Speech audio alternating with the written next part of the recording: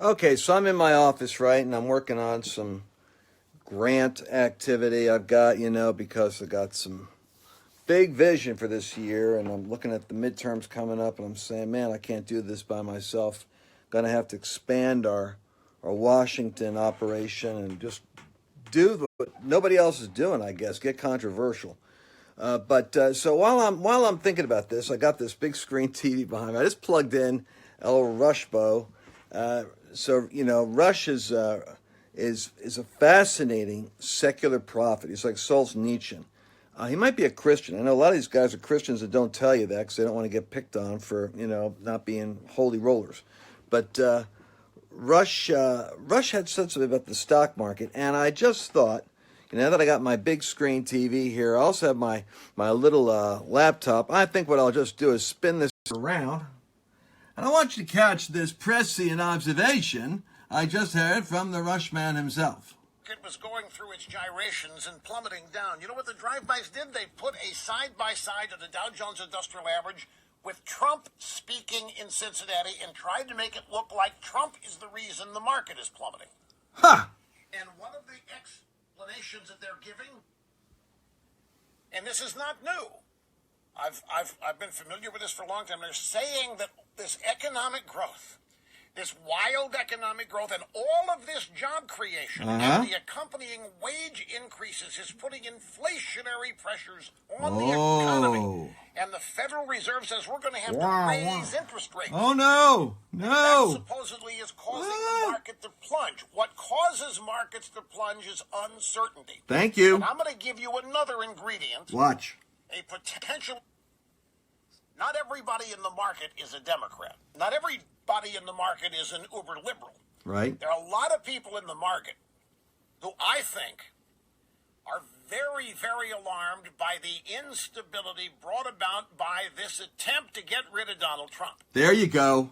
Now, you'll never see that excuse posted. Come on. You'll never see that. Yeah, that's right. That reason given as an explanation. Trying to overturn the presidency makes you nervous. You can't take that out of the equation here.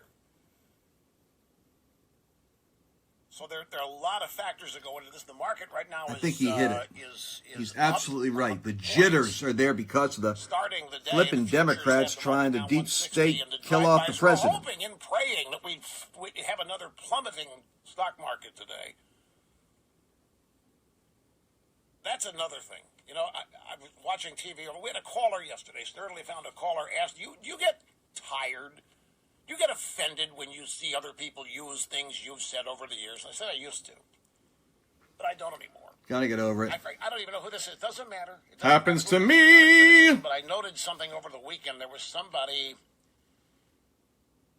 making a point that I've been making for 20 years. Ever since Dick Gephardt made his comment about winners of life's lottery, I made the observation that what's good for America is bad for the Democrats.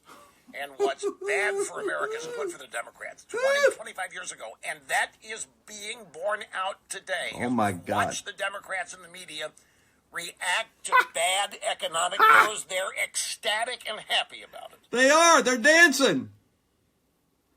They're on fire. I'm saying many times I wouldn't want to be in a political party or hold an ideology where my winning depended on the country losing. being damaged. That's what happened at the State of the Union. Look at those sourpusses. Doing poorly. But that is exactly where the Democrats are today. Sorry, this is going to be a very short segment because All right, Rush. I just had to that with you. I was going to say what he said till I got convicted that I should just share the source. Because he's right. See, the real makes the market jittery is certain factors.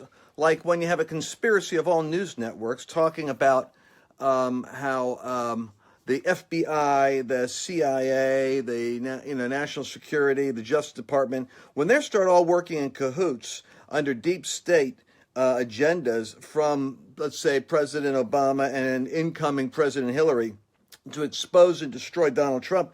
And then after the guy gets elected, they continue their crusade to delegitimize him and potentially impeach him. And they do it under fraudulent basis. I don't care if the Nunes memo was not sufficient for the average liberal. You see, they're saying, well, there wasn't enough information. He didn't quote and cite sources. If you're going to say something like he's going to say in the 4-page memo, you have to be able to quote sources so that there is irrefutable evidence. Well, the fact is he was asked not to get into details by the Democrats, so he wasn't exposing sources, so there'll be more memos coming out. He said exactly what he had to say at a minimal level. The question is, was the FISA warrant procured through the fake Steele dossier paid for by Fusion GPS and Hillary Clinton? By the way, you ask the average drive-by media person who watches CNN, MSNBC, etc., and or The Late Show, and they are illiterate. They don't know what you're talking about with Fusion GPS. That's the company that was hired in order to put together the fake data, which, by the way, came from Russians. The real collusion is the Russian connection with Steele and Hillary Clinton's campaign to get dirt on Trump. But they thought, honestly, I think they're under the control of dark spirits. I really do. I think there's principalities over the government mountain.